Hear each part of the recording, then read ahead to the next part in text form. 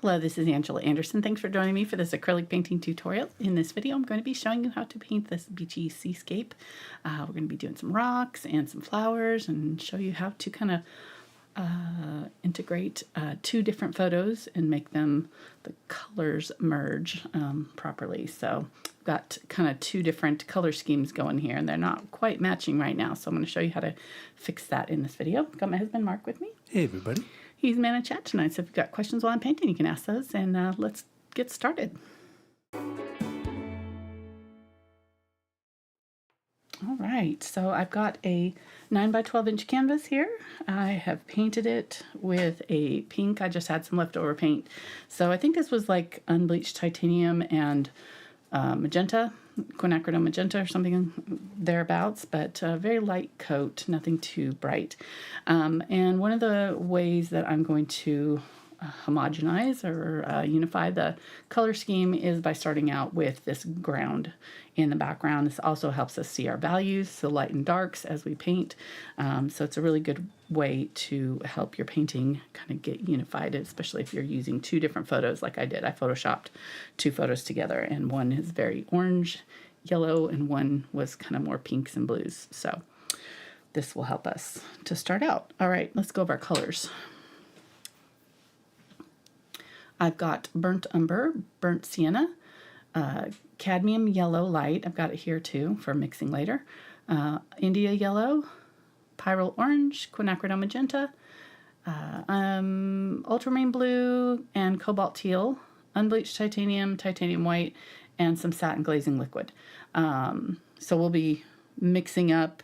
If you don't have Cobalt teal, you could substitute for any kind of turquoise or a phthalo blue or phthalo green and just mix it with your blue to get that turquoisey color. All right, we're going to mix our greens, so that's another way to use a limited palette so that everything kind of has to go together.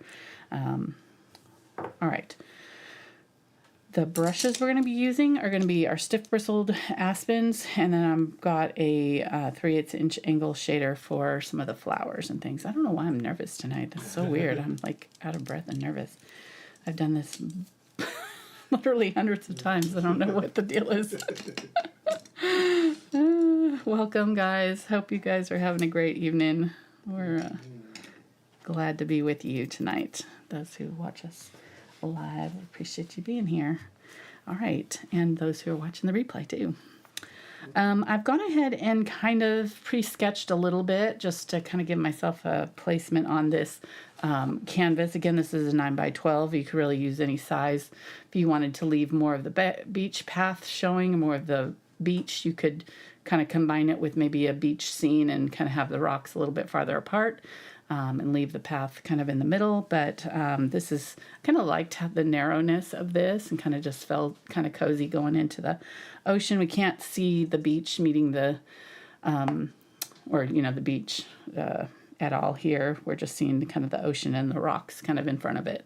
So you're going to want to come off about an inch from the top and kind of angle it down. I've cut the horizon line about right on the third, and then our path is kind of coming in and pinching right here on this third. So then once you kind of get those parts in, then you can kind of know where the rest of this goes. So then we're going to not quite split this distance, be in the middle third right here somewhere will be kind of the cutoff for our ocean. And then there's rocks here and rocks coming up this way. And again, we have this kind of one coming here. And then this one just sort of meanders all the way up to that corner there, right? So there's our drawing. And then you're going to want to pay attention to these planes. So there's kind of some greenery and things coming in front right here. And then right here as well. So pretty high up above the horizon line, those flowers starting. And coming down, cascading down. Our path is going to zigzag this way and go off to this corner or just in front of the corner, a little bit of space here. I don't like to end it right on a corner. So like this one, I'm going to end it just before the tip. It kind of somehow when you end on right on the corner, it just, your eye kind of just keeps on wanting to go. So either kind of go this way or this way, you know, leave a little bit of the sky or the rocks there. Don't end it right on the actual corner. All right, so then you're splitting this halfway.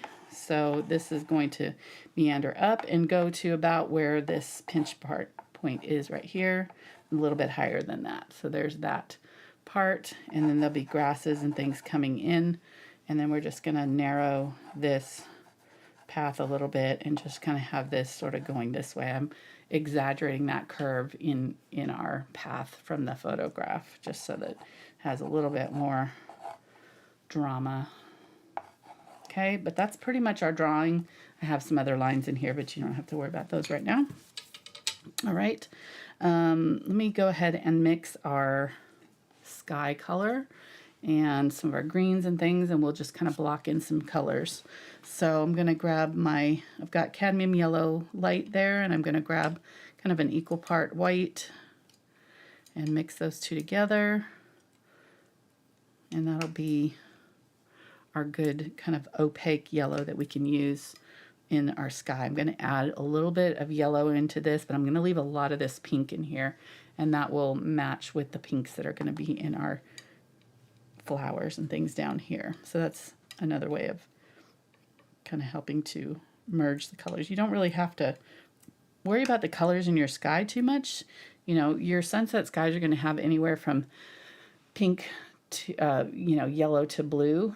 Any of those colors in between are going to be fine to use. I mean, I want to use a lot of green, but, you know, all of your warmer colors, purple. So I think I'm going to add a little bit of purple up here, and that'll be in our flowers as well. And then leave a lot of this pink up here, and then just move our yellow in and around in there to create our clouds and things, and some oranges and things. So, yeah, when I was looking for pictures of, the reason I picked this one is I liked the sun placement and the reflection in the water.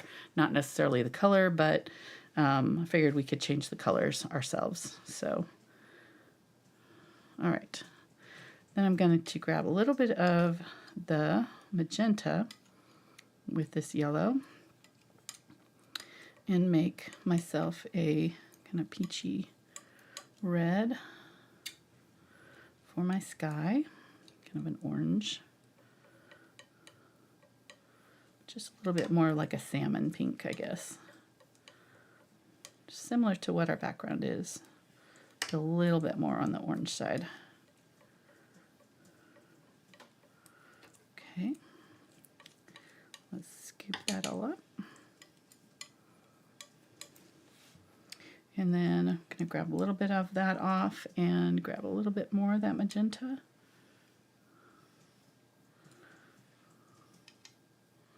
Trying to pull just from the corner. I'm not like digging into the center of these so that my paint puddles stay pretty intact.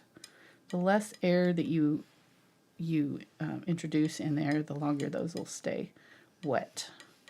Okay, so added just like kind of equal parts magenta and the orange, the Pyrrole orange. You'd also use cadmium red light or cadmium orange there instead. They'll both kind of make a similar color. Okay, so that's a nice kind of reddish color that we can use in our sky.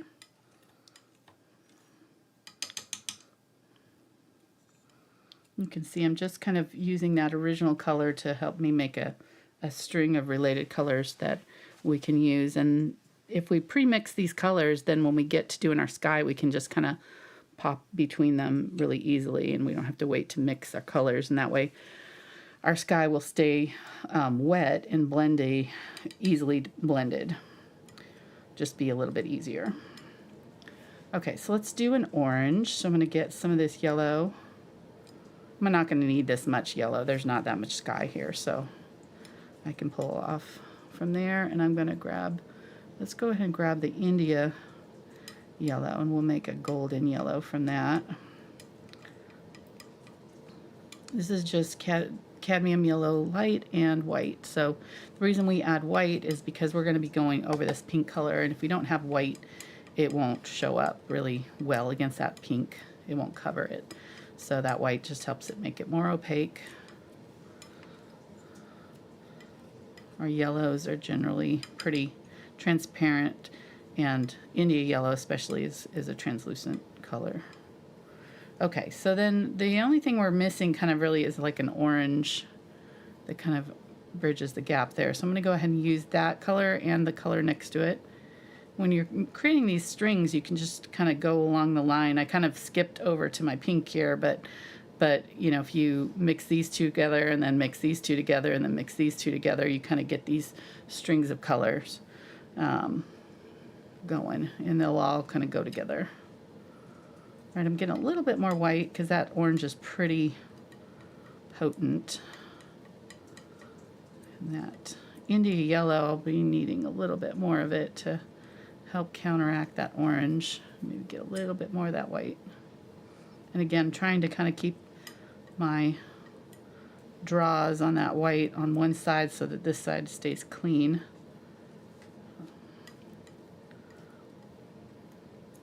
All right, so that's good. That might be a little bit bright still, but we can mix it with these other colors that we've got, and I think it'll work. It's kind of soft enough with that white we added. And then again, scooping it up so that I've got a small little paint puddle. The more flattened out this color is, the more air is exposed to it, the faster they'll dry. So doing that, got a nice little color string going. I'm going to clean this out. I don't want any yellow now in my palette knife. And I'm going to mix a little bit of a purple with my magenta. I'm trying to clean off, make sure my corners are, my edges are clean too. I'm going to get it kind of off this side so that I don't get any of that yellow in there. And I'm going to get my magenta and a little bit of the ultramarine blue. Okay. Mix those two together. Okay, so that'll be a nice final color in our color string for our clouds. And we'll probably, in order to not make mud, because yellow and purple are opposite on the color wheel, if you mix those directly together, they're going to gray each other out, which is fine if you want kind of a moody sky. But if you want your colors to stay vibrant, then you kind of need to make sure that these two don't mix together. I can mix it with this one, but not this. These three will end up making mud. All right. So we can just let those dry in between them before we put our purple on. And that way we won't worry about it getting muddy. Okay, so let's set that aside. Now let's get painting here. Yeah. How's everybody doing tonight? Doing fantastic. How are you? Very good. Very Good. Looking good. Yeah. Thanks. Mm-hmm. Are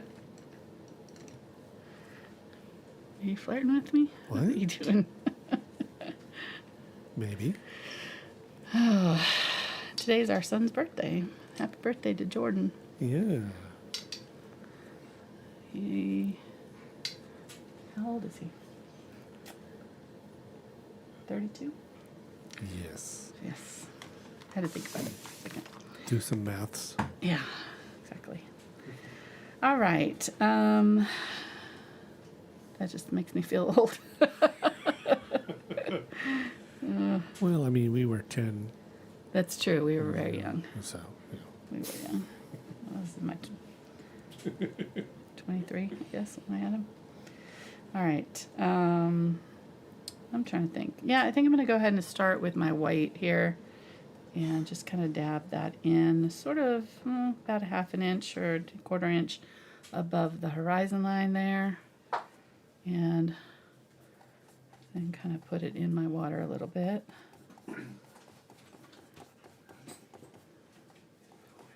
And I'm using a 6 Filbert here. So, okay, there we go. Then we're going to go with our next lightest color, which is this light yellow. And kind of put it around.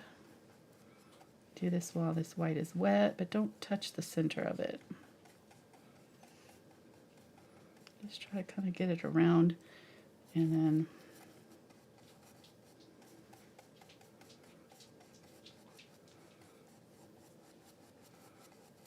just kind of lightly dry brush, and don't have a lot of paint in my brush here so that I can get kind of soft dry brush strokes there. And then we'll add that to our water too.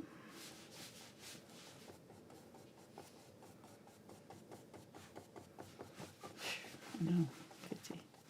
Dog is making his bed up back here. You know, like they dig. He's digging, make sure, making his bed. Okay, now I'm going to use the next yellow, mix a little bit of that lighter yellow with it, and I'm going to start kind of putting in some clouds. I'm just gonna kind of wiggle my brush side to side here. Let those clouds kind of develop. And because the light's here, the bottom of the clouds will get the light. So wherever I'm doing these clouds, there's going to be the bottom of whatever clouds I'm painting here. I'm going to go over my rock area just so that I have some rock showing. Okay, then I'm going to get some more white, just a little bit of it, and kind of put that in sort of below and around that white. It's okay if it doesn't look good at first. Just kind of, we're just building up layers, so don't worry too much about how it looks at this point. I'm gonna get that mid yellow color and kind of go on either side of my bright line and drag.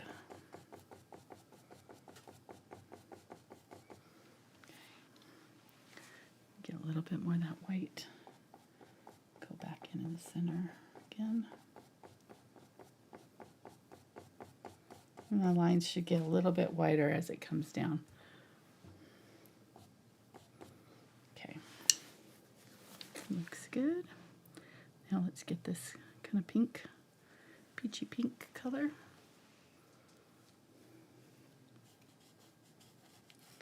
This will be close to our background color, but a little bit lighter. Just be kind of a nice mid-tone to help transition to our brighter pinks. Right, and then actually let's get some of this orange too. Put a little bit of the orange in here. Don't want a ton. I don't know why I brought it all the way over here. That's our rocks, but yeah. Okay, so I'm going to go above my yellow areas here, mostly with this, and maybe a little bit on the outside and kind of along the horizon line a little bit.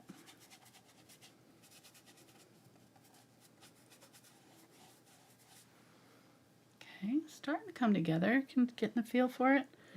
Going on the outside of that pink area with this.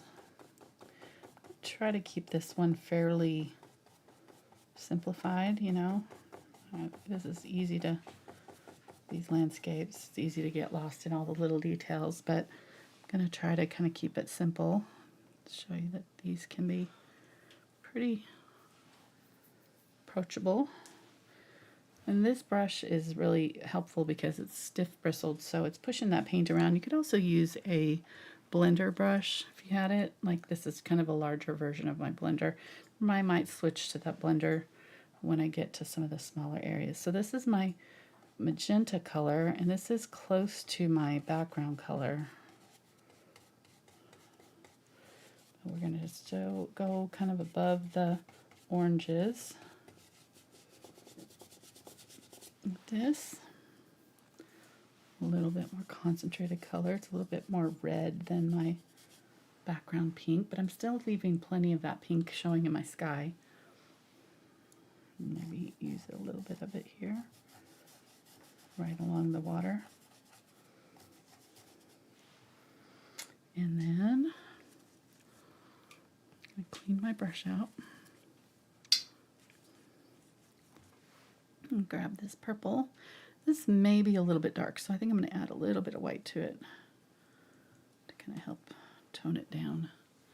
I'm just going to put it up here, right at the very top above my red. Just a little bit of it. And then we'll use a little bit of it in our flowers too. Again, I don't want it to mix with my yellow because otherwise it's going to turn it gray. So just make sure your yellow is dry enough that it's not going to mix with it. Get a little bit more concentrated color now, a little bit darker there, and then maybe I'll add a few little wispies in here. Just kind of leading the eye back and around. Okay, I think that's a little bit not quite right, so I'm going to get a little bit of just magenta and a little bit of white and use that to kind of help blend that out. Just kind of going over the top of it, and if it, now the magenta can touch the yellow no problem and it'll look okay, so I'll use that to kind of help transition that purple down.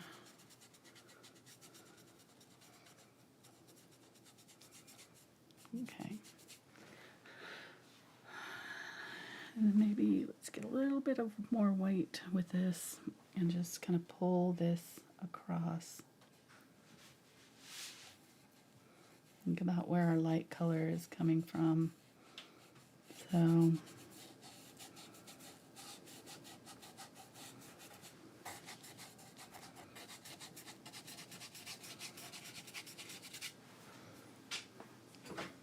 maybe a little bit more of the lighter color up here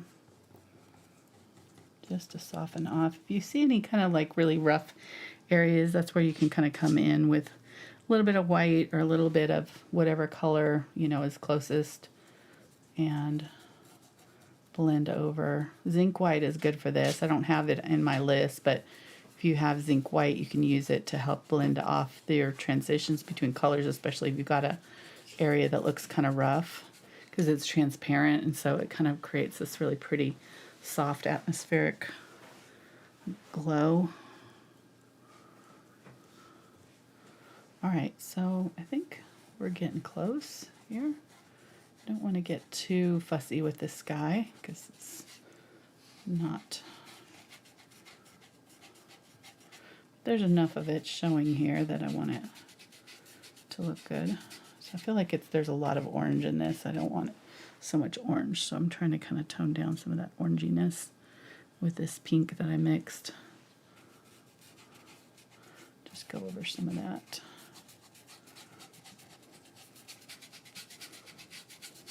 Okay, that's better. A little softer, a little kind of more candy clouds. Cotton candy. Okay, and then I'm going to get my, let's go ahead and use this brush. This is that little blender, 3/8 inch blender. Get my white again, just on the tip of that brush, kind of work it in, but I don't have it like globbed on too thick. And I'm just going to work it on here, get a really good bright sun, wipe it off, and then use that brush to make sure my yellow that I've already put on here is dry. So this is on dry canvas here. And just work around that until we get a good glow. Okay, that looks good. Let's go ahead and get a little bit more of the thicker paint and do a little bit more of a zigzag in the water. Good. All right, let's use a little bit of this purple in the water, and I'm going to go ahead and grab a little bit of the Ultramarine Blue. And I'm going to just pull it in from the sides a little bit. maybe a little bit more white. I want the value to be fairly close to what's going on in the light area. I don't want it too off. That way we'll get that pretty soft merge. Not very much of this is going to show over here, so I'm just going to kind of do a little bit of a diagonal here. Don't go too much into the yellow, but all right, that looks good. Yeah, that lighter kind of light blue. And what I'm going to have to do is I'll tape off my horizon line, but I didn't want to tape it because I just done my white. So we'll do this. Leave a little bit of that pink showing. Don't cover all of your pink with this blue. And bring some of it over onto that white too.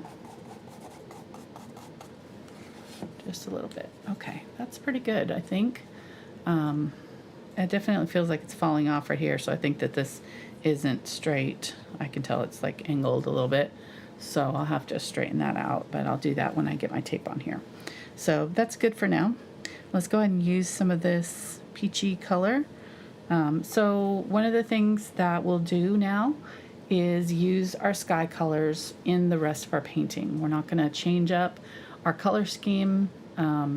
Our sky color in that photo was very orange, and I wanted more of this pink from our foreground. So we'll just use these same colors from our sky in the rest of this painting, and then it'll look like they belong together. If I did it just like the photo, it would look a little off because that golden light would be changing the color of our flowers and affecting the colors. So whatever color you choose to do in your sky, you can use in the rest, and that'll help balance everything out. Okay. Like the Force. Exactly. Hey, real quick. You pinned a link. What? You pinned a link. Oh yeah, I have a link in the description or in the comments where to a brand new, my diamond art. This is like a couple years coming because I did a diamond art club project, licensed one of my paintings, Diamond Art Club, a couple years ago, and it was a really large kit, and it sold really well, and so they've now put a smaller kit up on Amazon. So the previous kit you could only get from Diamond Art Kit, and it was really big. This one is quite a lot smaller and more manageable size, especially if you're a beginner to diamond art, which is like painting with diamonds basically. So it comes like almost paint by numbers, but you get these little diamonds and you stick them on the canvas. It's really cool. So it's like a stacked pumpkins. They just stacked pumpkins with sunflowers, and they just released it today. So, or at least I found out about it today. So really I don't cool know. Looking. Yeah, it's pretty neat. Let me see if I can find that. Should we buy one? Of it. 13 by 19? Man. Yeah, there you go. See? So we simplified it a little bit. The original had a little bit more, going on in the bigger kit, but this one's a smaller. 13 by 19? Mm-hmm. Yeah, so it's still pretty big. It's still a little bit bigger than this canvas, since this is 9 by, so it's like almost twice the size of this. But yeah, pretty cool. I know, it's exciting. Okay. So if you're into that, you can check that out. And it's plenty of time to get it done before the, fall season. Fall season, exactly. Pumpkin season. Right. Which I need to start thinking about. So I always wait to the last minute to get my Christmas paintings figured out. And I really need to be starting now. Every year I'm like, I should have been thinking about this summer. And, now's the time.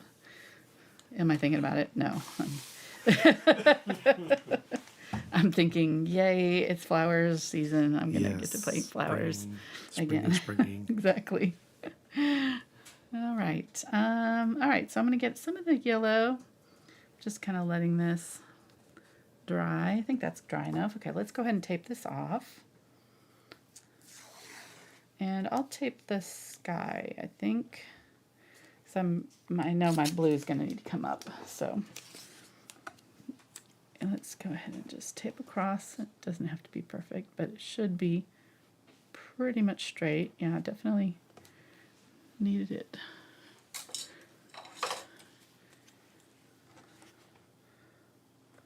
So use a T-square if you've got one. Oh, it wasn't as off as I thought. Okay. So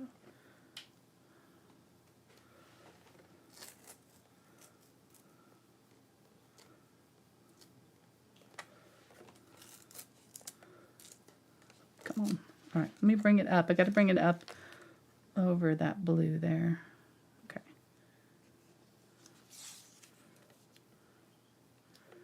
There we go. Got a straight line. Ever since I got glasses, I have absolutely no peripheral vision whatsoever. I can see straight here, but anything that like gets outside of about right here just starts to look curved to me, and so I cannot do a straight line anymore to save my life. It is really frustrating from an artist's perspective. Oh well, we do, but you know, thankfully there's T-squares to come to the rescue. So, all right, so I'm gonna do a little bit more of my yellow with my white there in the middle, just zigzagging it. Clean that out. Get some of that blue that we were using before, the ultramarine blue mixed with this purple that just had magenta in it and white. And we'll go right up to our horizon line there. And I might even just add just a little bit of burnt sienna, and that'll kind of tone that color down a little bit. Burnt sienna and ultramarine blue make it kind of a gray, but if I add more blue to it, it's more of a, you know, blue gray. So we'll just use that too. We're going to be having this kind of gray in our rocks too, so we can use some of the gray. And then I'm going to get some of the magenta and add that, and just do a few little streaks of purple back here. These are going to be really tiny lines, and then as we get closer to the bottom, we could do, you know, wider waves if we want to, but I think I'm just going to keep it pretty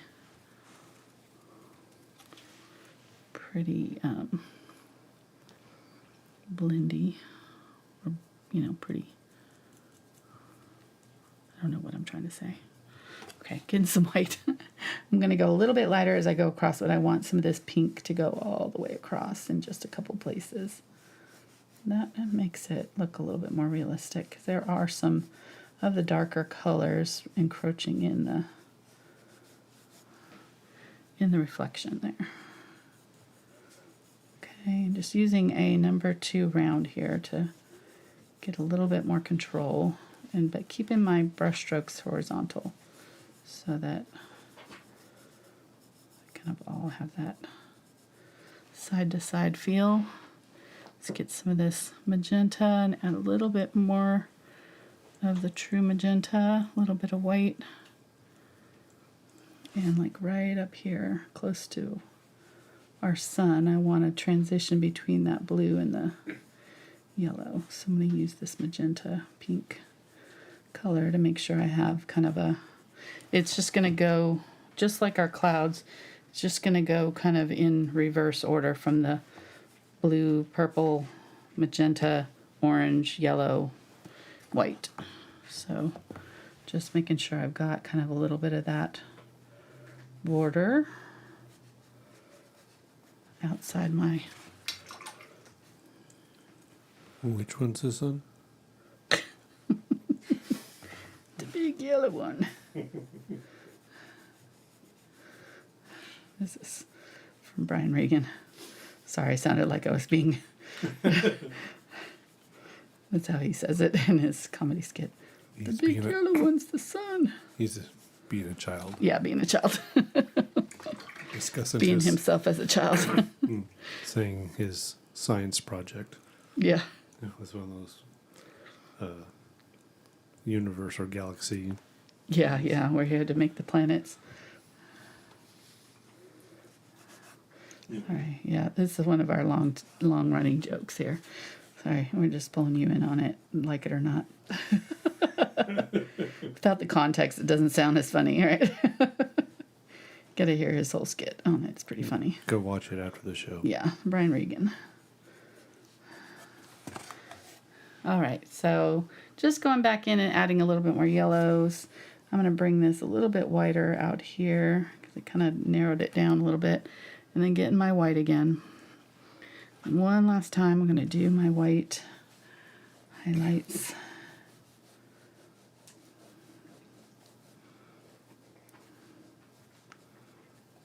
And just try to keep them right in the center. And then as I come down, just a little bit widened out. Okay, hopefully I came down far enough. May need to bring it down a little bit more here.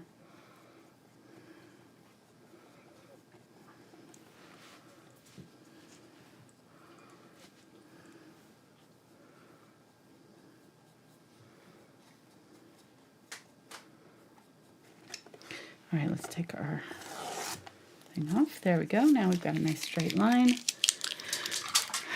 And one last thing I want to do is just kind of soften off that line. So I'm going to take just a little bit of that bluish purple color. I'm going to use this pink color that was kind of that transition color. It had a little bit of magenta and a little bit of white. So it was this color plus a little bit of magenta and a little bit of white. I'm going to turn this around and I'm just going to go right along that line and just over it and just soften that off. It just, to me, always looks a little bit better when the line is not so harsh. So just kind of rubbing in some of that transition color there. All right, that's it. All right, so our seascape is done. Now for the fun part, we get to do our rocks. So this is going to be very dramatic. I love this. So we'll get, let's see, let's go ahead and mix up some rock colors now. So we've got these colors, we'll use these in our rocks, but I need some kind of more neutral colors too. So I'm going to get my burnt umber and my ultramarine blue in kind of like 50-50 here. I'm going to make a nice big black area here. And this is our dark gray black. Might add a little bit more blue. I think I want it to skew slightly blue in my gray areas. Okay.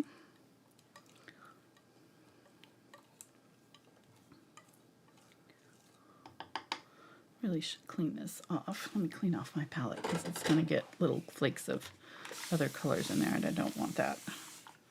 This is a glass palette, so I get asked sometimes about it. It's just a glass palette. It's really convenient because you can scrape off your previous layers and leave your mixed colors. You don't have to transfer them onto a new palette, or tear off half of your paper palette to make room for new colors. I was always like wasting half of a paper palette because I would get halfway through a painting and have to tear part of my sheet off, you know. Okay, I think that's good. Oops, I left that. That's all crud I don't want. There we go. And then I'm going to get this puddle of goo up off of here. There we go.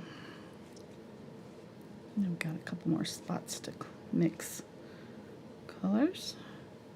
So if you let your colors dry out and then mix over the top, you can see they kind of start to crumble and those flakes will get in your new mixtures, and I don't want that.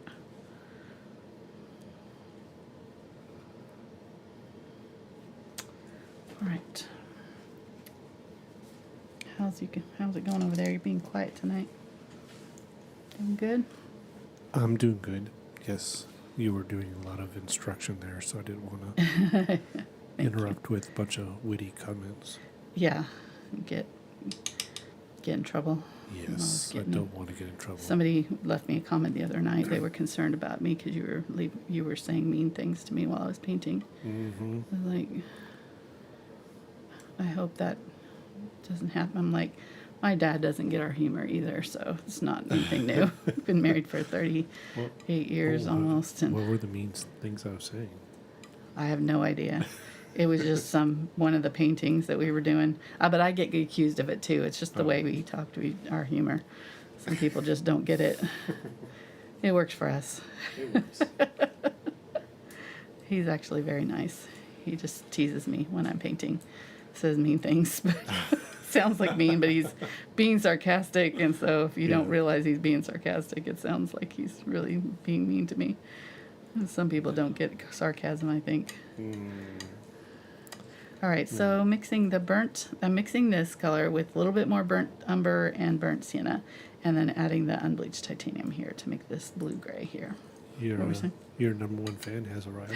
Noah! Hey, Noah. How you doing? She's my granddaughter. Hey, Noah.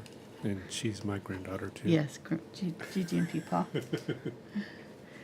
I think she's the one that started calling you Peepaw, right? Yep. Yeah. Yes, she is.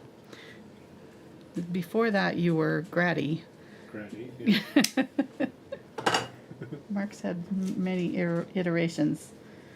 Hey, whatever they want to call me, it's fine. Yeah. I'll answer to it. I picked Gigi because my name is Angie, and my parents call me Angie, so it just kind of made sense. I was definitely not going with Meemaw, so not to be, no, just not me. Yeah, not to offend any of the Meemaws out there, but. So what do I call you? I call you Ange. Angela. I don't ever call you Angie. You don't really, no, you don't call me Angie. Never have. Your families are the only one. Yeah, my parents and my your brothers. Yeah. Mm-hmm. That's Yeah. interesting. And my aunts and uncles. Yeah, they all call me that's Angie true. too. Yeah. Yeah. Yeah. No. Okay. More information than everybody wanted. Yeah, exactly. They're like, why are we talking about what this? am I watching?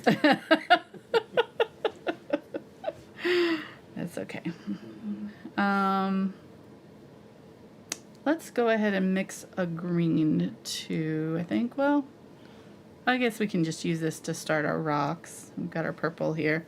We'll use this to mix in, and we'll start our rocks and things with this, and then we'll come back to our greens, which will be on top of the rocks anyways, so just work back to front as always.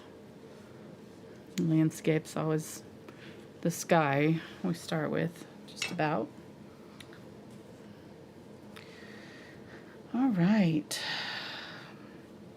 so I'm going to start with kind of the mid-tone just to block in my colors, and then we'll add our darker colors in here. So this came almost to halfway, so it comes out to about right here and works its way up and over, and we end before the corner. So I'm just going to kind of do like that, and then angle it down.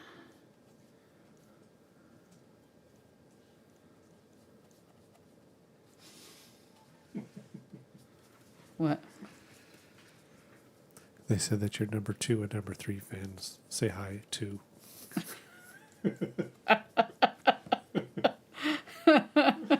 I won't ask. Hi, Nathan and Maggie. I won't ask which one is which. Noah's parents, yeah. That's great. Noah's handlers. Exactly, yeah. It's too funny. All right, so I'm deliberately leaving some pink areas in there too. Probably should have left a little bit more pink along the edge there, but oh well. Okay, so come down a little ways from the horizon line, and then we're going to go across and cut this off and end it right about there. Okay, so just kind of create some more rocks, just pulling down towards myself, kind of vertical lines. Water horizontal, rocks vertical. It's pretty easy. All right, so there we go. We got our rocks started. Let's go ahead and do the other side. Maybe this side we'll add a little bit of our magenta or purple to it, just to give it a little different color. And I'll go ahead and maybe use a little bit of this color. Yeah, that's good. Kind of right where the light might be hitting it. Lighten up that area right there. Okay. Nice. So this one is going to end right about here. It's going to come down. I'm going to just kind of use that corner of my brush. And I've switched to a flat brush. This is a 6 flat.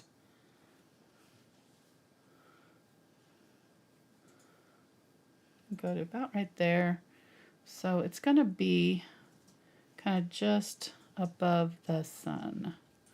And then it's going to start angling in. There'll be 2 kind of bumps. So there'll be 1 bump here and another bump there. Kind of that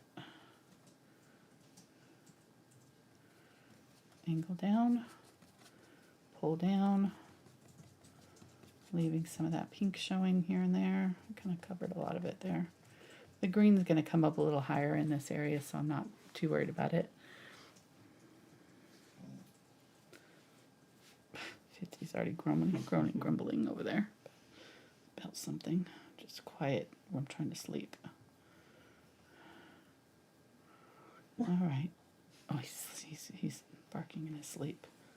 No, he's at the door. Oh, he's wanting to go out. And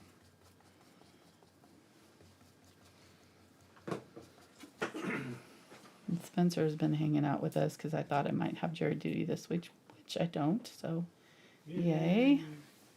There was much rejoicing. And they said I don't have to come in unless I get another notice in the mail. So, fingers crossed, I can make it to the end of the month with no more notices. I think they probably looked me up on YouTube and was like, no. That's what my son joked. He was like, I think they did look you up, Mom.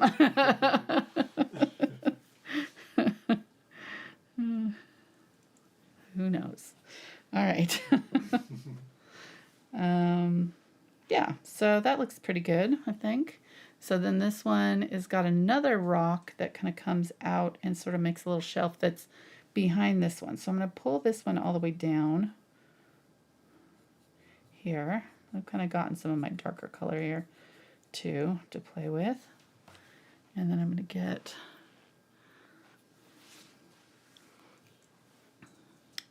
this one, and kind of where this one comes out, this one's just below it right here. So it just cuts out across and down right here. And this is the last little bit that sort of closes off our beach path.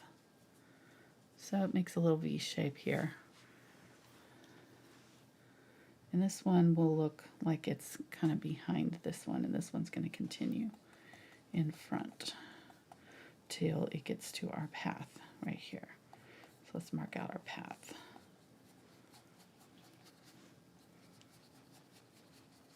So like that is our path, okay? And then we're not seeing it, but there'll be another little switchback right here where that path kind of goes behind this rock here. But it's covered by this. All right, I think that's good. Let's go ahead and get some white and some of this purple, which was just this gray with a little bit of the purple color from the sky. And I'm going to set my brush down and just pull lightly.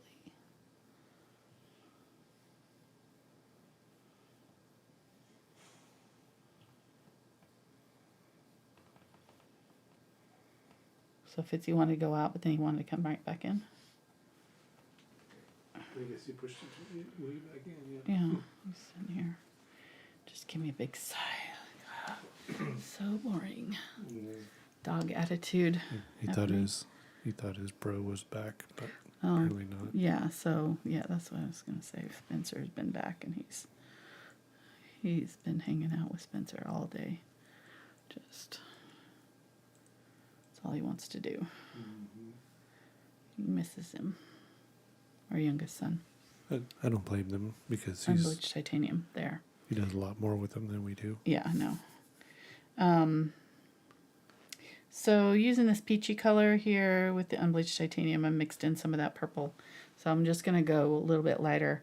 But I'm going to go a little bit darker than the photograph because I think the photograph was taken in full sun. And this being a sunset, the light's coming from behind. So the light will kind of hit some of this, but it'll be maybe a little bit darker than what is in our scene. So I'm just going to kind of go with that and very lightly. And I'm using this textured brush because I'll get some kind of breaking. Like you could use a palette knife here if you wanted to, but I'll get kind of some of that breaking by using the stiff bristle brush.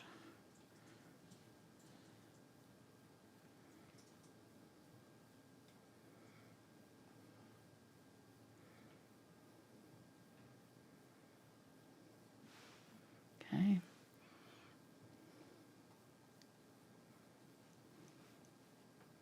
Again, just kind of picking where I'm seeing maybe the sunlight would be hitting. Get a little bit of the darker color and kind of come back in and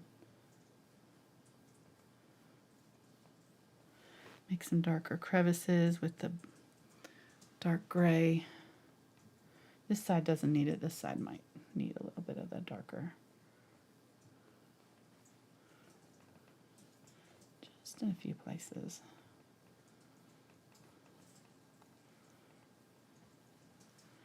Kind of anywhere where you want the rocks to be separated. You just need to, show a little bit of contrast. So if I've got two rocks meeting, just, give it a little bit of a contrast, maybe a little bit darker here where they meet on this one, and then now this one looks like it's in front getting the light. All right, that looks good. I'm going to go ahead and put some of this rock on our walkway. There's some rocks through here. Come down.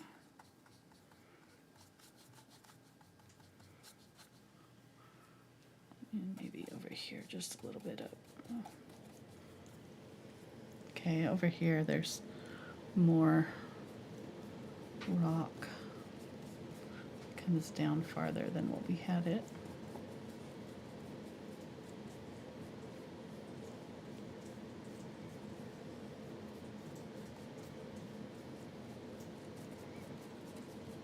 Okay, I'm just kind of letting it go where it wants to go. Using this brush just to kind of guide it, but letting it break and create textures on the canvas naturally. All right, that looks pretty good. We'll leave that. See, already much more integrated than our previous reference photo. Now we can start adding some greens and pinks.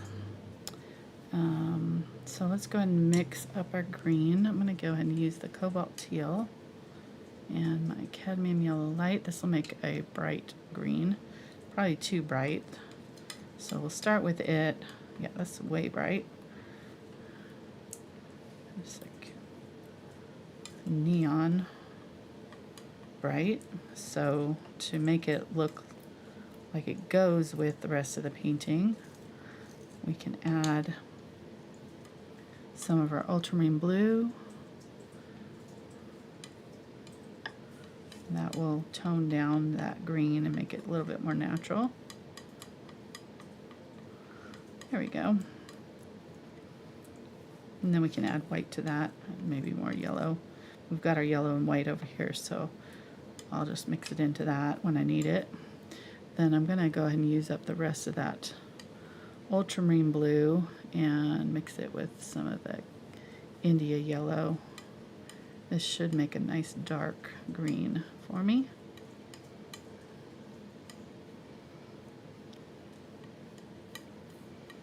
Right. So we'll use this, and we'll kind of make a mid-tone out of the two together.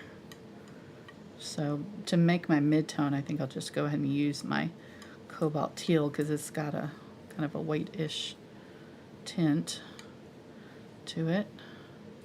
It's lighter in value. So if I add that to my green here, I should get a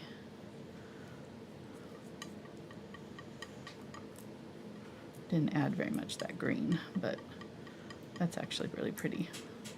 So that'll be a nice contrasting green to use. I need to put out a little bit more Ultramarine Blue. Out of it.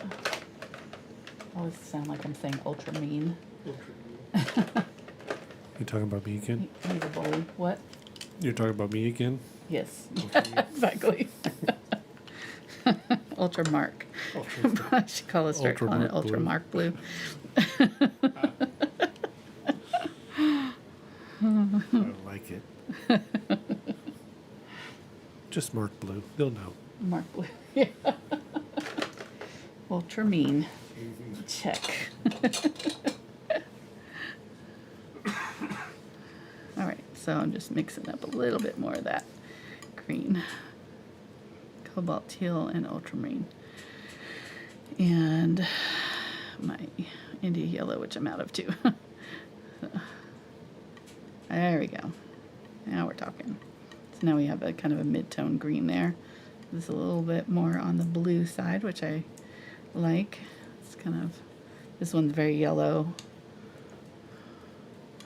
So that's gonna be nice. Okay, so we'll have three nice greens there to work with. I'll put out a little bit more of that India Yellow in case I need it.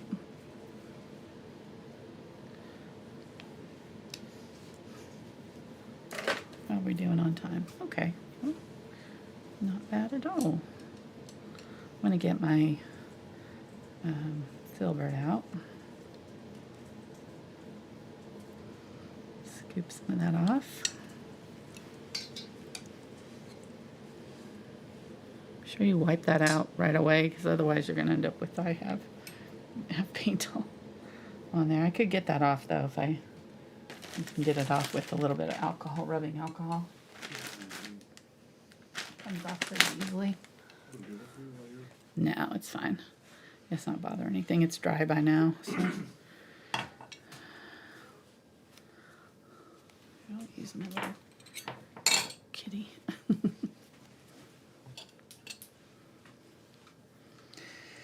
All right. So let's go ahead and use this. I still have my grays and everything. I need to spray everything. If you spray everything, they'll stay wet. If your paints are drying out too quickly, it's probably not spraying them often enough. So I'm going to kind of start out, I think I'm going to grab this dark color here and just kind of work it up in here. It comes up pretty high. I'm going to work it up over. Try to get the value pretty similar to what this is because I don't want it doesn't need to be like really dramatic right here yet. We'll get there, but just gonna kind of work that color in. And then there's a little patch of pink that I covered up right here. I'm gonna get that back. So there's like a little bit of pink flowers right there. And then it kind of cuts across, and then there's more pink flowers through here.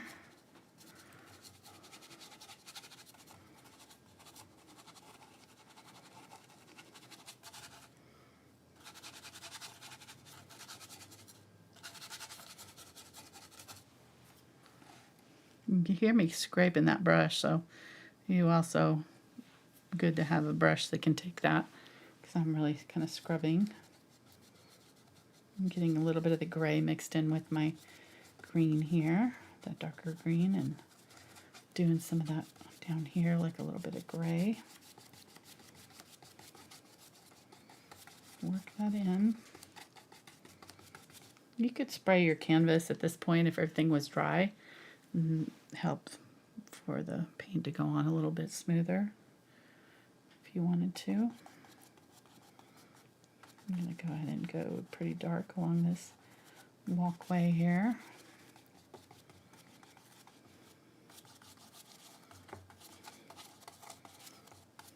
Okay, so pink, pink, a little bit of pink here, and then a little bit more a little bit more rock in here that I need to do. And some greenery coming up here.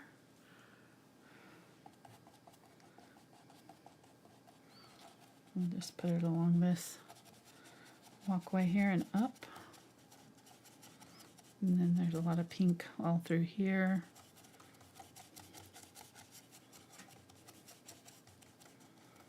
Put a little bit of the green, but not as much.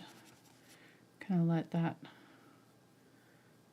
area stay for now.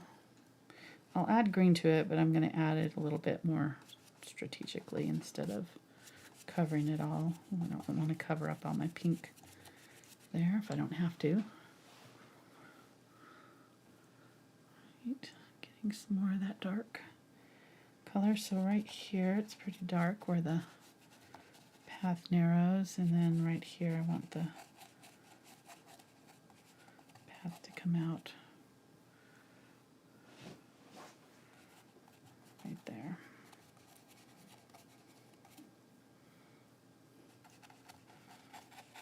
And I need to do my path, so I don't know why I'm doing this green over the top of my path right here, but we'll fix it there.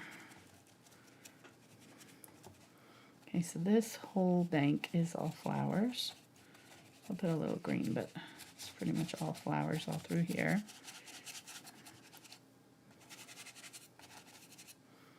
And then this bottom corner is dark green. I'll get some of my darker color and add it to my green.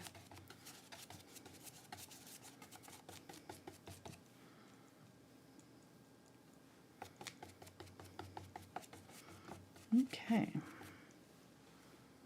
It's starting to come together. So let's get some of that dark gray, and I'll go ahead and put it on my rocks where I want my rocks to be a little bit darker. I think I'm just going to darken that whole like valley area right there. Yeah, that looks good. And then there's a little bit of dark sort of on those rocks there that I missed. I'll come back in with some highlights there. Okay, and then let's go ahead and darken up this area back here.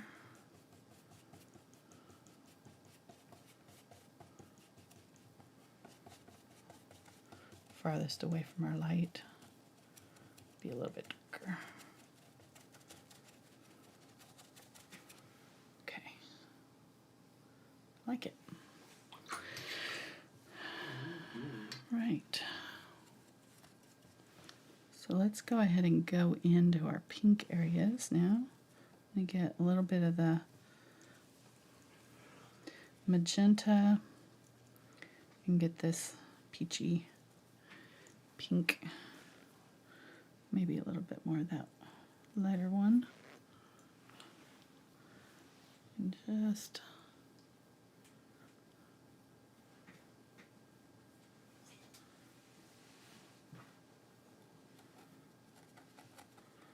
sort of start plopping in my color a little bit. Now I'm going to go back and forth, do my green grasses, do the pink. They're really like overlapping a lot, so kind of want to leave room to go back and forth between them.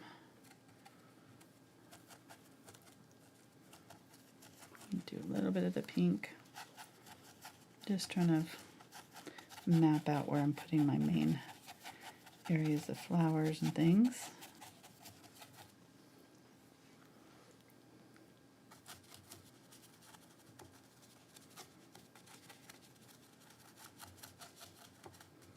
Kind of going in circles here, just. And we'll be more deliberate about it later, but right now just kind of mapping out sort of my colors a little bit, just so I've got everything covered. All right, so that's good. Let's go ahead and do our path here, and I think I'm going to use some of that purple and maybe a little bit of the blue and do sort of along the edge of the path, especially this side that is in the shadow side of the path. Just going to come across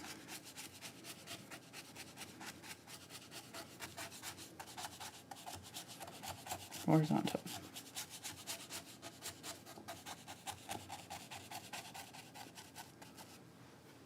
Okay. And then we'll want some of our lighter colors, some of the maybe Unbleached Titanium and yellow tones from our sun. I got some of that magenta in there too, so it's slightly peachy. And we'll just kind of lay it out sort of in the middle.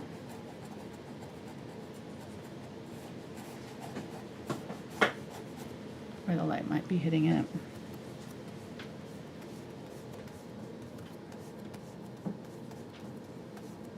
I think it's too vibrant right now, so I'm gonna tone it down. It's like looking a little too on the nose, you know? So let's just add a little bit of burnt sienna to warm it up and just kind of tone it down so it's not so like bubblegum colors. Maybe even a little bit of burnt sienna, or burnt umber, I mean. I could even add a little bit of gray for my rocks. Okay, that's better.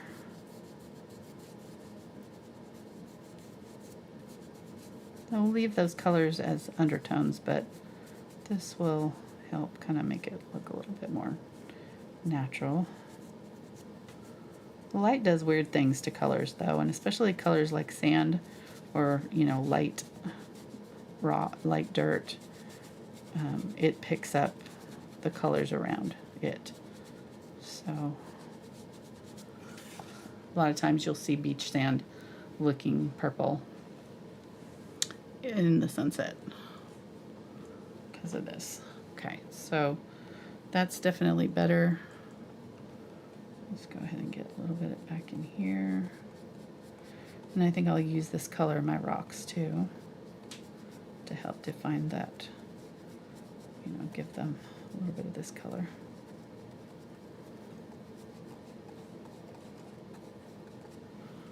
Yeah, that's better. All right, there's some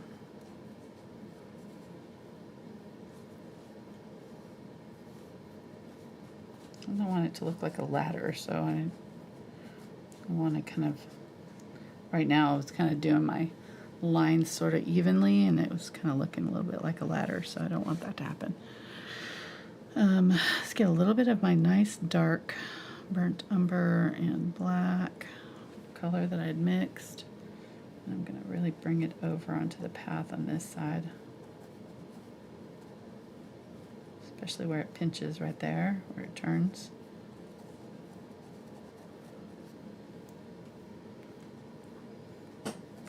Anywhere where the light's not going to be hitting it, so my dark sides of my path right here where the shadow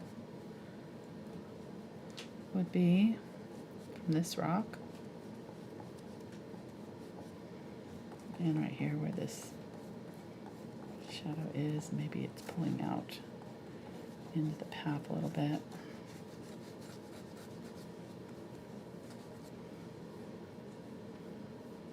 Okay. I think I want to go a little bit more blue.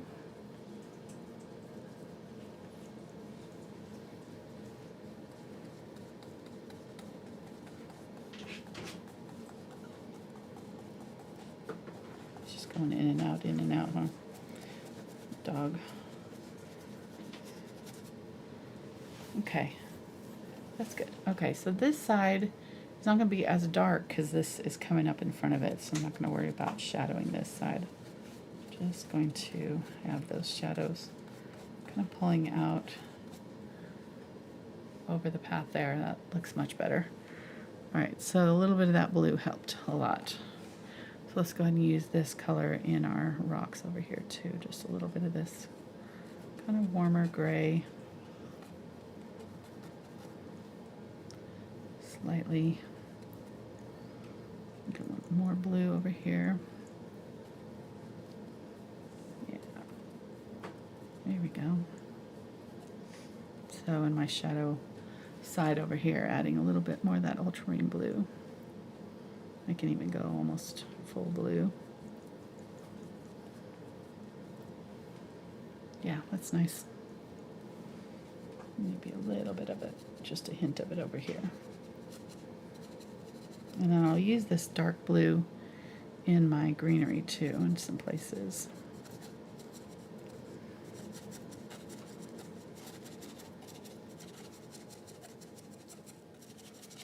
We're making mud right now. It's not looking like much, but we'll get it there. Right now it's, you know, we're just kind of playing with the colors, temperature of the colors and things. Maybe not too much blue. I don't want it to go super blue everywhere. So maybe use this teal color instead.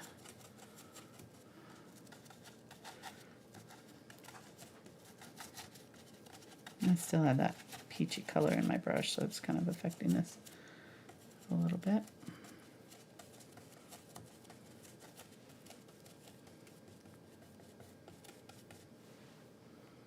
All right, that looks good.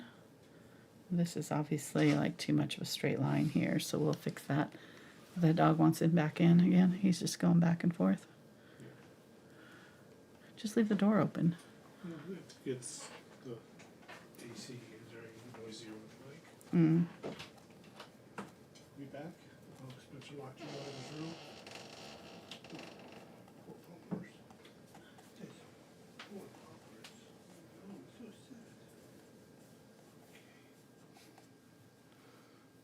Okay, so doing a few little rocks here. Kind of the tops of them where the light's hitting, and then down.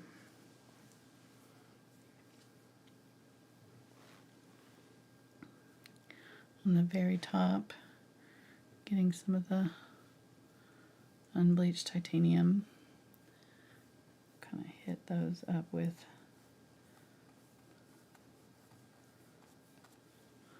light.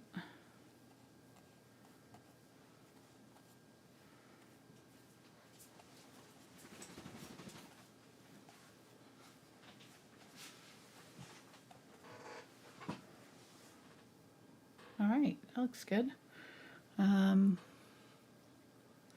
Yeah, let's get that unbleached titanium and do a few little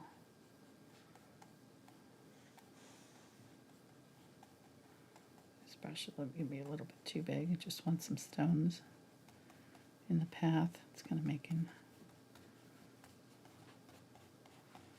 them a little bit bigger than I intended, but we'll see. Okay. I'm going to switch to a little bit smaller brush so I can control better. Get a little bit of that ultramarine blue and the unbleached titanium.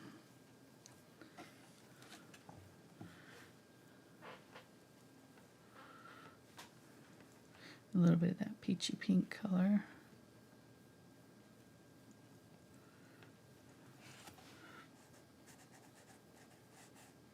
Yeah, so that's kind of a blue-gray, similar to what I was using in the rocks there.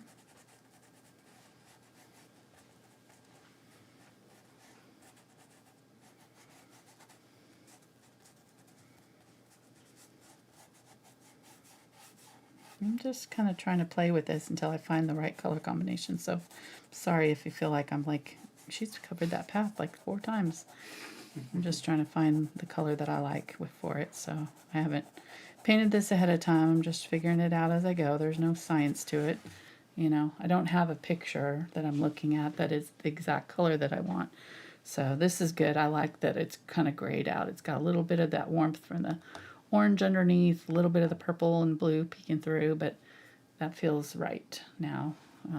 It's got a little bit of this color up here, a little bit in my rocks. So I'm pretty happy with that. Okay, so let's move on. I'm go ahead and use a little bit of this color before I go too much farther. I'm going to use it up here because I kind of added that kind of beigey color up here. So let's just add some streaks in those rocks there. Try not to make a pattern if you can help it. Sometimes your tendency is to... I was watching a gardening show the other day, and I thought it was interesting because he was like, when he was planting daffodils, he was like, just throw them. Because even if you try to make the pattern not look forced, it will look weird because we make patterns. That's what we do as humans. It's like our natural tendency, so you have to kind of like fight that when you're painting. And I find it very often I'll just like make 3 things in a row or something like I did here, you know, just naturally trying to line things up, which in nature doesn't look natural, you know. So, all right, I'm going to get a little bit of white and just tap right there, and maybe a little bit coming down right there. Could even have like a little waterfall here if you were getting real fancy about it.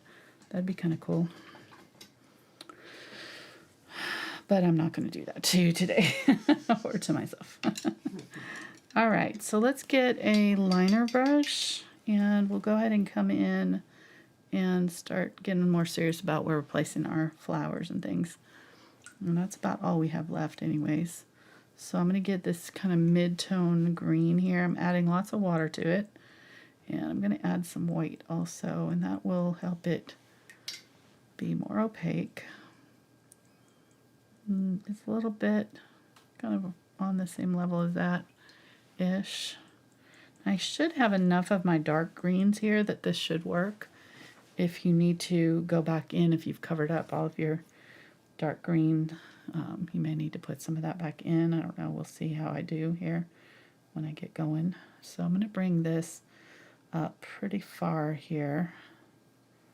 I need to bring my green up a little bit higher. I'm going to get a little bit of that darker green too. I'm just going to do some little lines. I could probably do this with the fan brush, but this is just going to give me a little bit more control. So I'm just going to wiggle in some little grasses. I'm not going to worry too much about individual grasses at this point. I'm just trying to kind of get the feel of grasses in here. So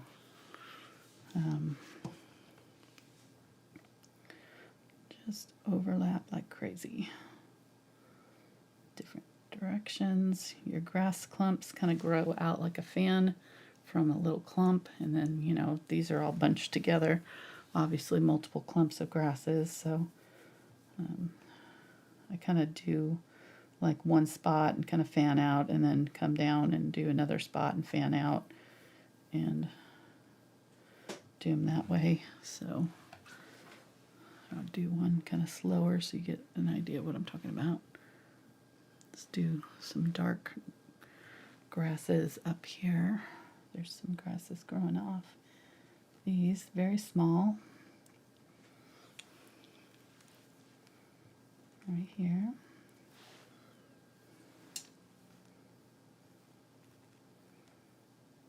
See, so there's like a little clump right here, and there's just this little fan.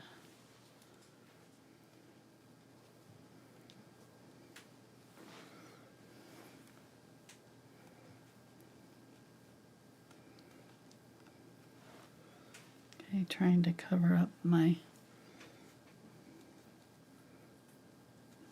where that path goes under. I'm gonna get my darker color. And here I'm just gonna do some short ones onto the road. So I'm just gonna clump them and do these little short ones kind of crawling out onto over the road right there, or the path.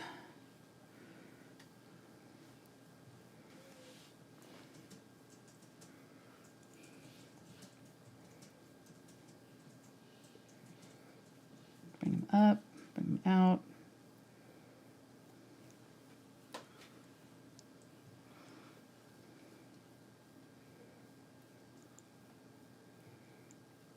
And they're all kind of originating from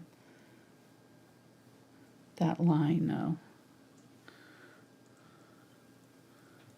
Okay, and as they get closer, I'm going to make them bigger. Really do some good individual large leaves. Sorry, slow it down.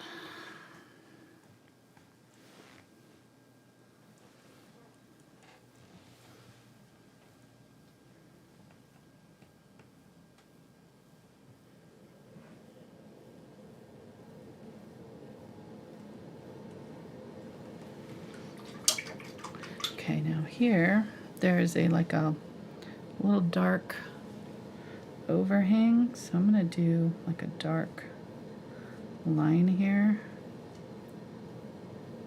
and the dark grasses or the light grasses are going to come up over it. It's like a little bank. Excuse me. I'm going to do some dark lines down here too in my rocks.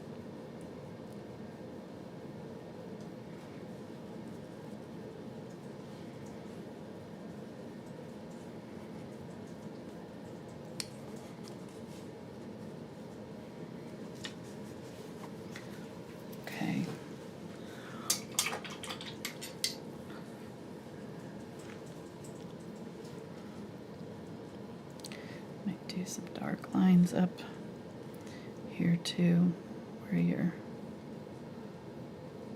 separation between some of the rocks are. Actually, I don't know if I like that, because I kind of like that it's sort of less distinct, less detail farther away. I think I'll leave it alone. Alright, I'm getting some more. I need to make some more of this dark green. So we get the Ultramarine Blue, burnt sienna, and yellow, India yellow. It's kind of more of an olivey toned dark blue. Dark blue green, I should say.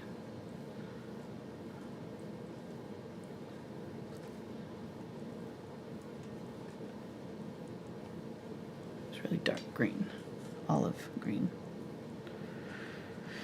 Burnt sienna, ultramarine blue, and yellow, India yellow.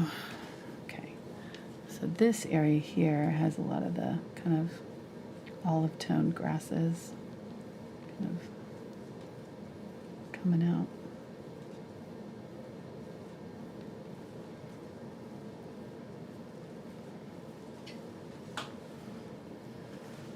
So when are we going here? What?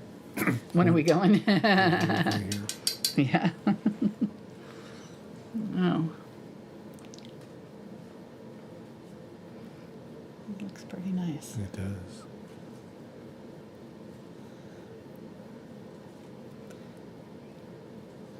So as I get farther away, like in here, I'm going to go smaller with my leaves and things, brush strokes. Try to get them smaller.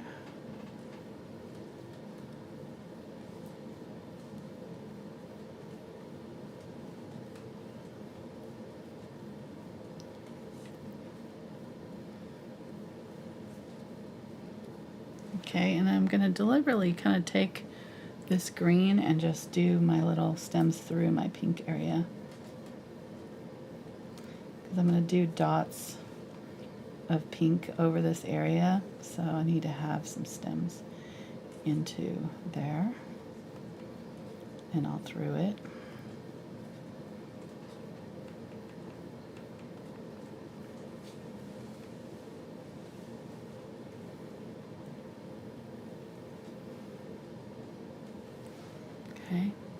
we got to mess it up to make it look better. So don't be afraid of, you know, really going for it.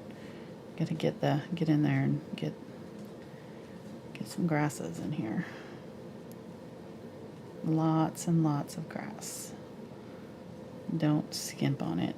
I think when I see beginners landscapes, one of the things that I notice is that they tend to kind of leave sparse areas uncovered. You know, they're not like fully committing to covering them and really flooding the area with grass and like it is in nature, you know. They'll just have like a little section and then, you know, some space and like blank color and then another section, instead of like transitioning your colors and really kind of having a full lush landscape with lots and lots of grasses. Grasses, I think, wear people out because it's a lot. Takes a lot of time, but it's worth it. Okay, so I'm going to use this. I mixed this lighter blue-green with this green and added a little bit of white and some more water. So, oh, there we go. Yeah. So I'm just going to start in there and come up.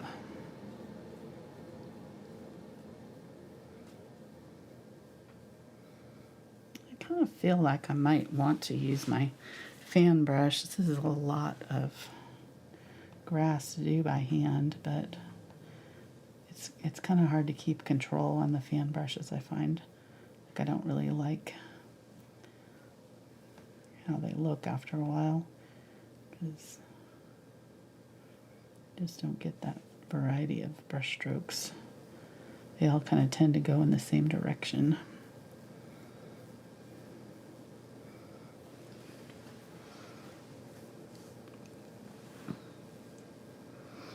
Let me see though, I might be able to do it with a stippler. Let's try a stippler. So with the stippler, you just load the tip. It's kind of a little angled tip, and then set it down and lift.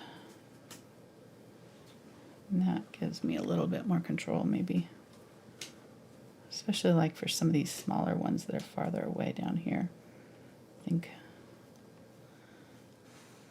yeah, that works.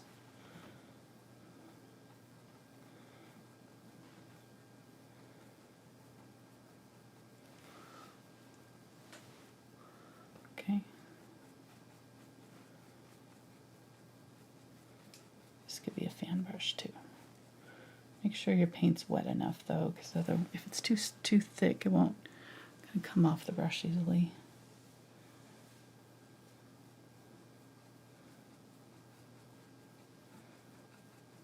Okay. So just going back in and adding a little bit of highlight to where I've already done my green. I'm going to get that brighter green now.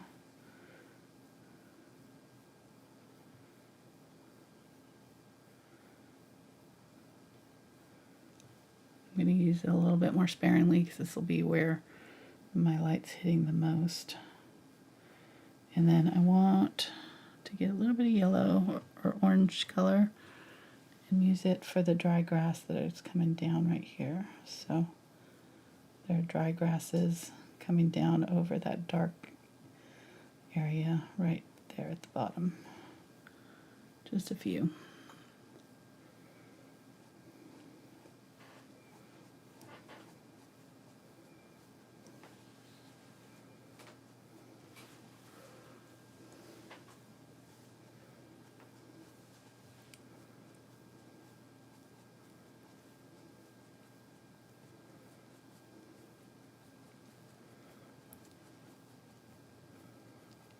Okay.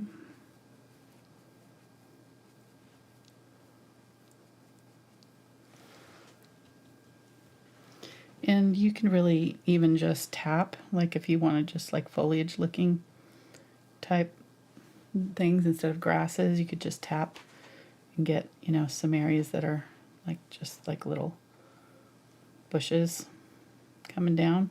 That would be the easiest way of doing it. So tapping, creating little bushes, coming over.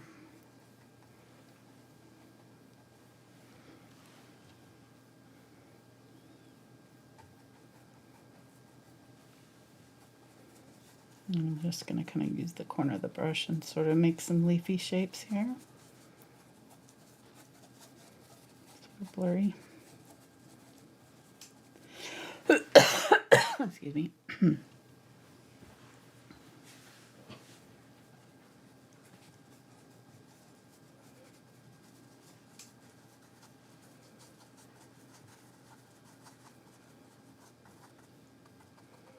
It's especially good for like mosses and things if you tap. I want to make sure I have a good transition between the top of my rocks and the grass that's coming over it. So just tap over that so that it melts into your greenery.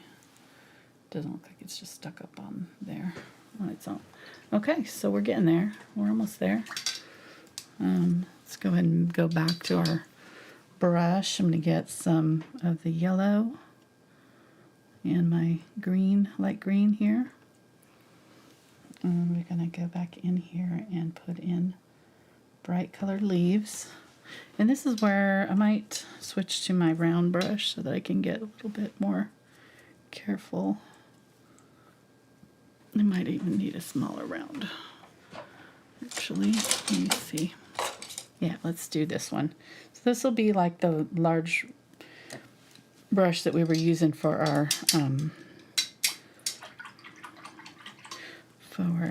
grass, but shorter. So a lot shorter. So it'll give us a little bit more precision control over where we're placing these leaves. Okay, getting my water, adding it to my paint so that it's fluid, easy to paint with, and we'll just kind of use this, whoop, plop.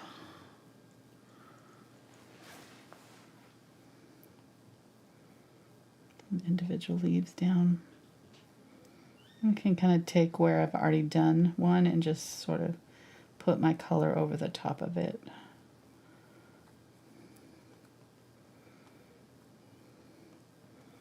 Sometimes just dot to fill in. You just want to kind of dab little dots because those leaves that are coming straight at you or maybe from the side are gonna visually just kind of look like a dot or a line. It's not going to need to be a leaf shape all the way down. Just fill them in.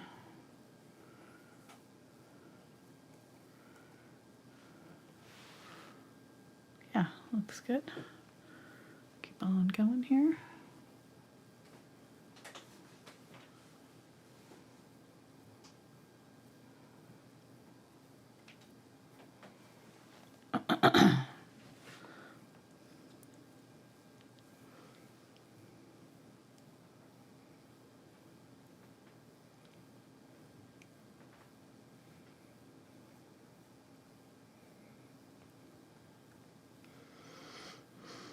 Okay, and then on this side there's some large leaves too.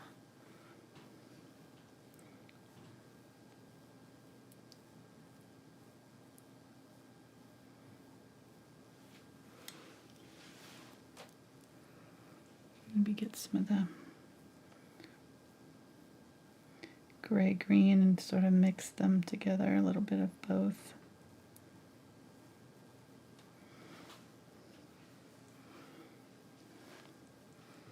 And then that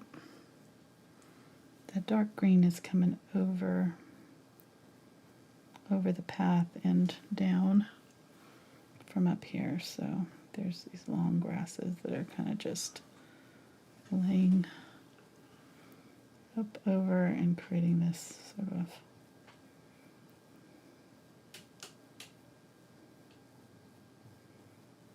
cascade of grass. These are awfully thick. Oh well.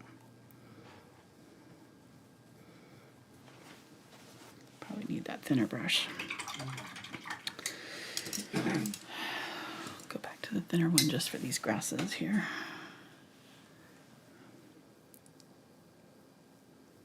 There we go. The path looks pretty cool.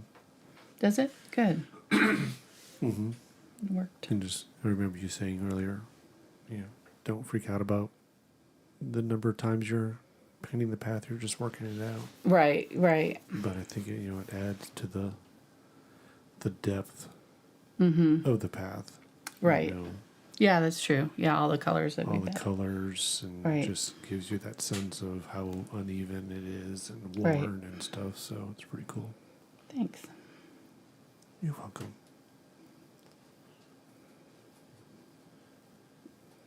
See, I'm not always mean.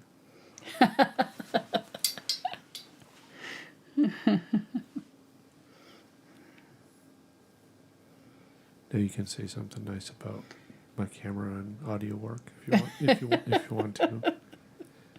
I couldn't do this without you, honey. Well, that's a lie.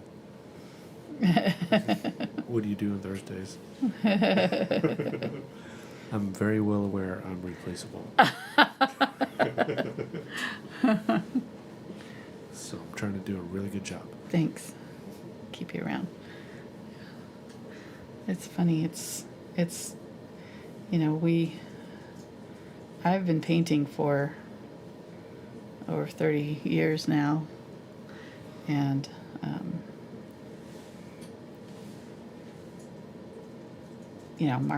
Mark's always been supportive, but we've been married quite a while, and yeah, it's probably 30, at least 37 if we've been married 38 years, no, 30, almost 38 years, because I started in high school kind of painting and stuff. So anyhow, yeah, so we've been painting as long as we've been married. I've been painting as long as we've been married, and it's only been the last 10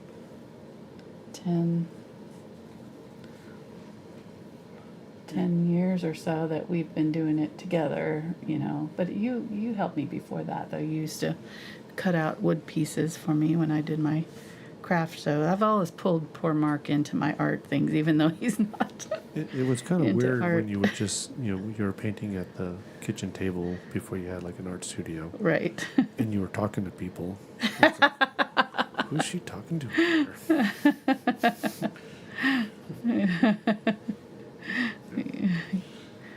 I used to sneak between nap time and bedtime, after bedtime, stay up late painting, doing stuff. It's like we had 2 at the time, and then 3 eventually kids that, you just do what you got to do as a mom. Exactly, yep. Yep. I was always wanting to have a career in art, but never really knew what it was going to fully end up. I did all the stuff. Did murals and classes and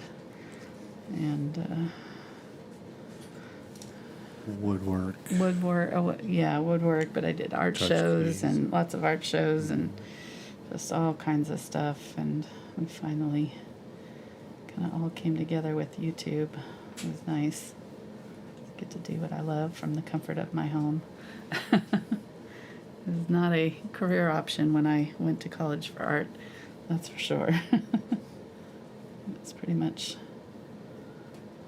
not a thing yet. It's fun to see how far it's come, and now, when I first started on YouTube, it was one of the only ones doing these, and one of the very first doing them live, for sure. And it was kind of scary, but also fun to be, I always enjoyed the live streams because it feels, and I'm just using these combos of colors, so I'm not doing anything special here, just talking through. But yeah, it's fun. It's amazing how far YouTube's come in all these years. It's changed a lot. We're still doing it. Thank you to those who've been hanging around for the whole ride with us. There's several of you still coming back for more, surprisingly. We've Well, come a long way. We've definitely improved our video and audio and stuff on our first videos. If you watch them, they're cringeworthy, some of them. Cool. Wow. And the people in the chat have become real, true, solid friends. Mm-hmm. I mean, they get together and they chat. Yeah. And, you know, it's just a unique place to get people from all over the world Right. with a common interest in art, Mm-hmm. painting, and then, you know, they just support each other so Yeah. incredibly. It's neat. Yeah, it's really cool. Really cool to be part of it. All right, so I'm gonna get my pink now and start adding my flowers. I've kind of got enough of the grasses sort of started. I'm gonna go ahead and just kind of tap with this round, number 2 round. Thought I might also use my angle brush, so we'll see how this does. If it doesn't do well enough for me, I can switch. So I kind of try to keep my flower heads really small back here. I'm gonna get a little bit more white. I added magenta to this peachy pink color I had up here. I'm gonna add some more white to it. And really kind of crowd them in. They kind of grow in these clusters, so don't be shy. And I'm going to kind of separate them out by color, so I'm not going to do them all the same pink. I think I want to have a little bit of a variety, so we'll just do...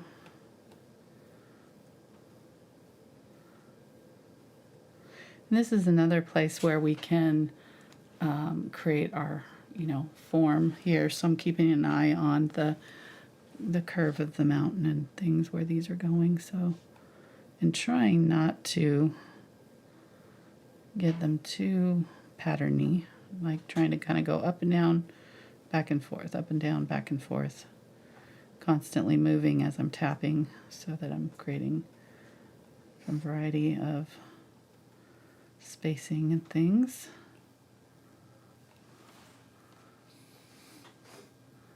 It's looking good.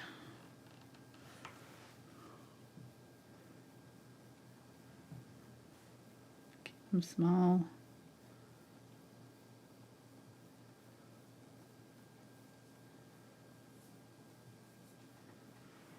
Making sure I've got some outliers, which means I don't keep them clustered too close together. Although in our picture they are pretty, you know, pretty close together, but I'm going to try to kind of separate them out a little bit. I'm going to get some yellow and do a few that are kind of like a more of a yellow-ish. Get some of that white. Ooh, I still have a lot of that pink in there. So maybe some of these in here are more like yellow. And these are like I saw a picture of these. They grow on tufts. They're long stem and they almost look like a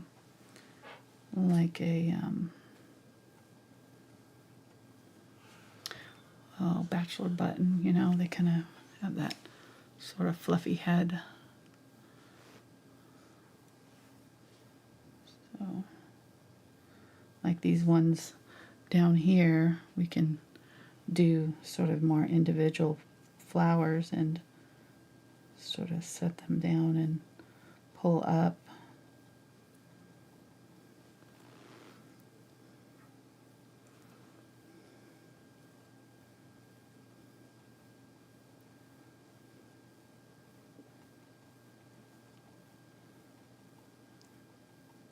Instead of dots like from back here, these foreground, we're going to have more detail. So you can see that we've got a good thing going in our color scheme, you know. I think to pull some of that, the blue or the sky color down, a little bit more of that purple in different areas, I could probably pop in a few little purple ones. So maybe let's try some of that and do a few of these back here, like with a little bit of a purple tone, and that will help, again, homogenize or unify our color scheme. Using all the colors of the sky down here in our flowers.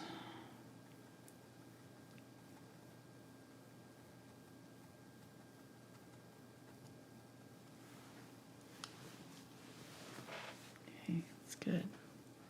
I like this purple color added, so I'm gonna keep doing that.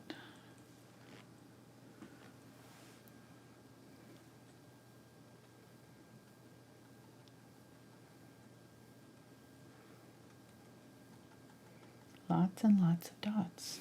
Just a lot of dots tonight. A lot of leaves, a lot of grass, a lot of dots. But it's not necessarily hard. You just have to kind of keep an eye on your shapes.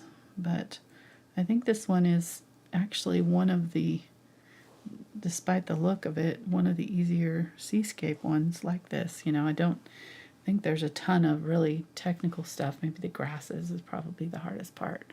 So like I said, you know, earlier, if you have trouble with grasses, you can do the whole grassy section with your Stippler brush and, come on. You know, instead of doing individual grasses, just do your Stippler with the different greens and, you know, stipple the greens in with your brush, and then, you know, do your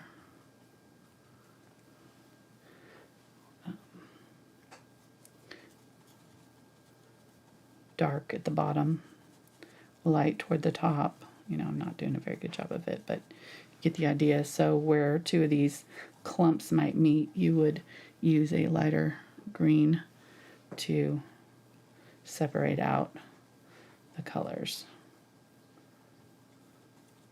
So we could do our whole, you know, this whole area instead of these grasses with this kind of greenery with this brush and make it much more simple. This is like Thomas Kincaid style, you know, stuff. And then do our flowers on top of it. I would probably cover everything with most of this, since, or, you know, pull some of it into our pink areas like we did with the grass, but so it can be simplified is what I'm saying. It doesn't have to look as, you know, grassy as I did. All right, let's keep on going here. I'm just gonna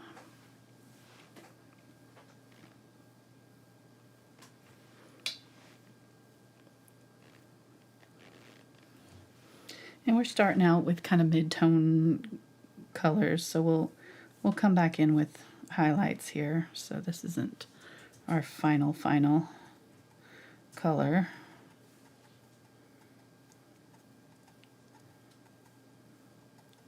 And if you've got anywhere where you don't really love the transition, or there's something in it that bugs you, you can just throw a couple flowers over, you know, any problem areas. It makes it really easy to kind of edit and fix. But keep an eye on, they're kind of flattened out, if you notice, and they're kind of angled slightly, you know, so these ones are sort of flat and angled this way. These ones are sort of flat-ish and angled this way. So when I'm dabbing them on, I'm kind of trying to keep an eye on the direction that I'm seeing those flower heads pointing to. There's some up here. Again, make sure that these ones that are really far away, they're very small.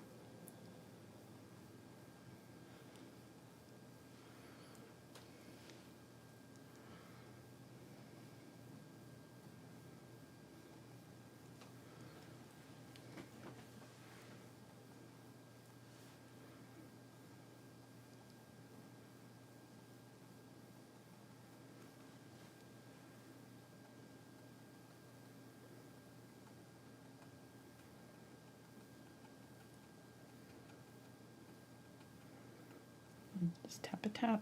Tap, tap, tap. Keep on tapping.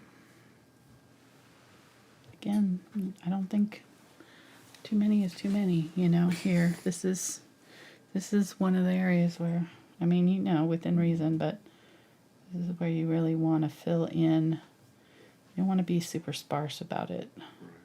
You want it to look, if you want it to look like the picture where it's super lush and filled in, you want to do a lot of tappy. A lot of tappy tap. Alright. So it's pretty. It's getting there. Getting closer. So there's a few little random ones scattered around.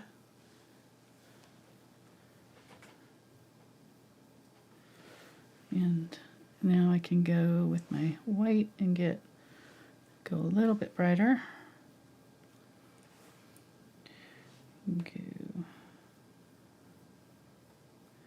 here and kind of where the light might be hitting these the most, right along the front edge of the flower bits.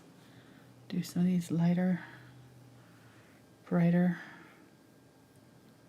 ones.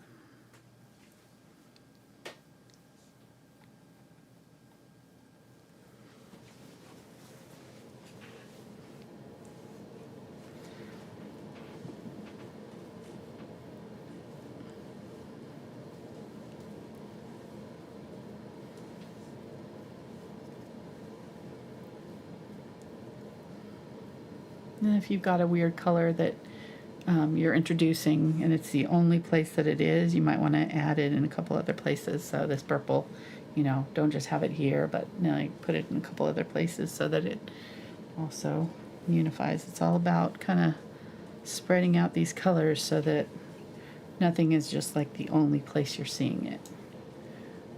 And that is, and these all are mixed with each other. That's why I used a more limited palette and really made sure that we mixed up all of our colors using the same, you know, few colors. And that way it all looks unified.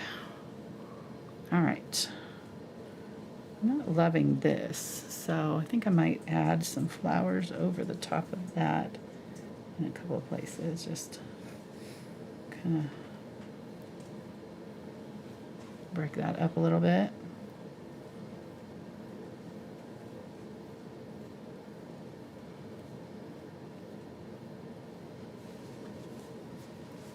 There's a lot of flowers. It's a lot. Let's get some yellow here. Add a few bits of yellow. Not too many, but just want a few little dots of yellow in here with my flowers. And there is a little bit. Some of them are kind of dying, and some of the ones that are sort of dying off are kind of turning yellow. I might get a little bit of that pink just so it's not so different. And just tuck some of these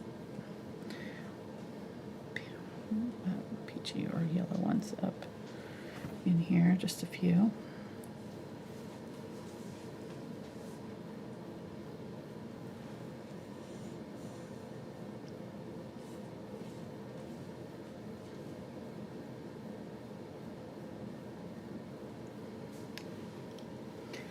All right, I'm pretty good with this.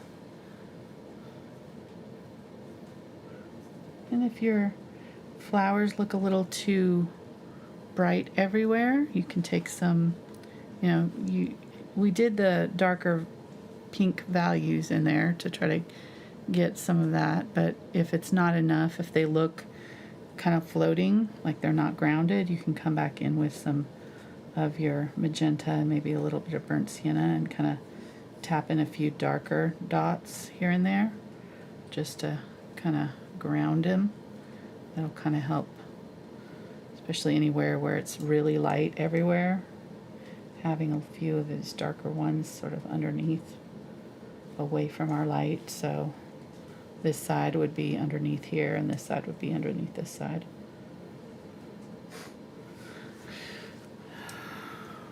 All right, I'm working that. Now I'm going to look at it just kind of from a critical eye.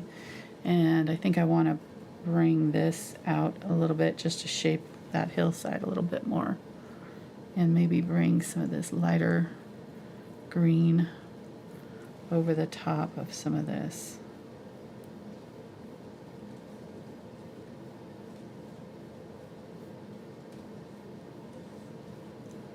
Just dabbing in a few little bits of lighter green to break things up. Maybe do.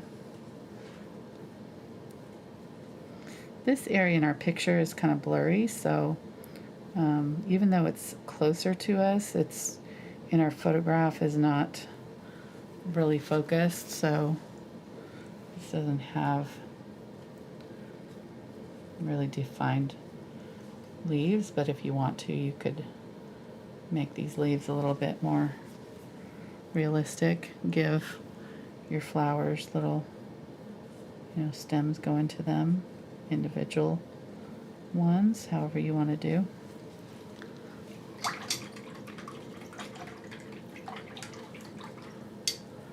Right, I think we're good. We're right at our 2 hours, so get a little bit of our blue and just add a little bit of blue on the path right here.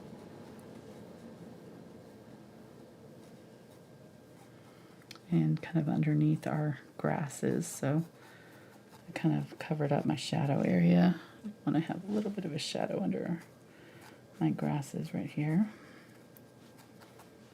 Get some of that color coming out. And I think I'm going to call that good. So lots and lots of fun flowers. Hope you guys liked it. Hope you try it. Share it. Give it a thumbs up. All that good stuff. If you like this, leave a comment. Let me know if you want to see more. I think it would be fun to do a whole series of these kind of seaside with the flowers. If that's your thing, I would definitely be down for it. Always looking for ideas. And I think we need to go on location to take the photos ourselves. I think you're right. I think Hawaii and, figure out where this is. and anywhere else that's got mountainous. If you know a place that looks like this, let me know in the comments. I think this was like, I want to say Scotland. We can do Scotland. I know. And Hawaii. Yeah. All right, I'm going to sign it.